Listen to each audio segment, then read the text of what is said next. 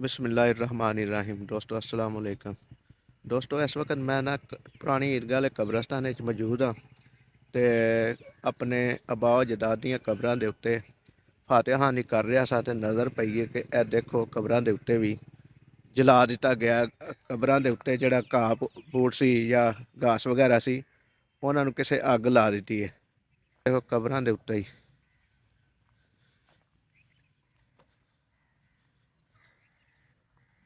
ਔਰ ਇਹ ਬੜੀ ਸਖਤ ਜ਼ਿਆਦਤੀ ਹੈ ਕਿ ਕਬਰਸਤਾਨ ਦੇ ਵਿੱਚ ਅੱਗ ਜਲਾਉਣਾ ਔਰ ਖਾਸ ਤੌਰ ਤੇ ਕਬਰਾਂ ਦੇ ਉੱਤੇ ਬਿਲਕੁਲ ਅੱਗ ਲਾ ਕੇ ਜਿਹੜੀਆਂ ਨਾ ਕਬਰਾਂ ਦੇ ਉੱਤੇ ਜਿਹੜਾ ਘਾਹ ਸੀ ਲੱਗਾ ਉਹਨੂੰ ਸਾੜਿਆ ਗਿਆ। ਇਹ ਕਬਰਾਂ ਖਾਸ ਸਾਫ਼ ਨਜ਼ਰ ਆ ਰਹੀਆਂ ਨੇ।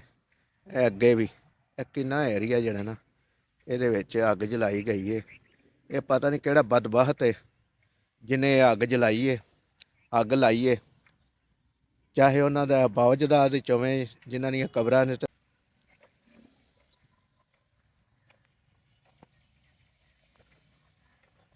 ਦੋਸਤੋ ਇਹ ਬੜੀ ਵੱਡੀ ਜ਼ਿਆਦਤੀ ਹੈ ਕਿ ਕਬਰਸਤਾਨ ਦੇ ਵਿੱਚ ਕਬਰਾਂ ਦੇ ਉੱਤੇ ਅੱਗ ਲਾਉਣਾ। ਕਿਉਂਕਿ ਕਿਹਾ ਤਾਂ ਇਹ ਵੀ ਜਾਂਦਾ ਹੈ ਨਾ ਕਿ ਜਿਹੜੀ ਅਗਰਬੱਤੀ ਹੈ ਉਹਦੇ ਉੱਤੇ ਵੀ ਹਲਕਾ ਜਿਹਾ ਸ਼ੋਲਾ ਹੁੰਦਾ ਤੇ ਅੱਗ ਦਾ, ਉਸ ਦੇ ਬਾਵਜੂਦ ਉਹਨੂੰ ਵੀ ਕਬਰ ਦੇ ਉੱਤੇ ਲਾਉਣ ਦੀ ਇਜਾਜ਼ਤ ਨਹੀਂ ਹੈ। ਕਿਹਾ ਜਾਂਦਾ ਕਿ ਸਮਝ ਲਓ ਕਿ ਕਬਰ ਦੇ ਅੰਦਰ ਵਾਲੇ ਨਾਲ ਜ਼ਿਆਦਤੀ ਹੈ। ਔਰ ਜਿਹੜੀ ਕਬਰ ਦੇ ਉੱਤੇ ਘਾਹ ਸਾੜ ਦਿੱਤਾ ਜਾਏ ਪੂਰਾ ਹੀ ਅੱਗ ਲਾ ਕੇ, ਉਹਦੇ ਨਾਲ ਕਿੱਡੀ ਵੱਡੀ ਜ਼ਿਆਦਤੀ ਹੋਏਗੀ। ਇਹ ਅਗਰ ਗੱਲ ਮੇਰੀ ਅੱਛੀ ਲੱਗੀ ਹੈ ਲੋਕਾਂ ਨੂੰ ਤੇ ਇਹਦੇ ਥੱਲੇ ਕਮੈਂਟ ਲਾਜ਼ਮੀ ਕਰਿਆ ਜੇ ਔਰ ਦੱਸਿਆ ਜੇ ਕਿ ਮੈਂ ਗੱਲ ਸਹੀ ਕੀਤੀ ਹੈ ਜਾਂ ਗਲਤ। ਜੇ ਗਲਤ ਕੀਤੀ ਹੈ ਤਾਂ ਵੀ ਕਮੈਂਟ ਕਰਿਆ ਜੇ, ਸਹੀ ਕੀਤੀ ਹੈ ਤਾਂ ਵੀ। ਕਿਉਂਕਿ ਕਬਰਸਤਾਨ ਦੇ ਵਿੱਚ ਅੱਗ ਜਲਾਉਣਾ ਮਨ੍ਹਾ ਹੈ।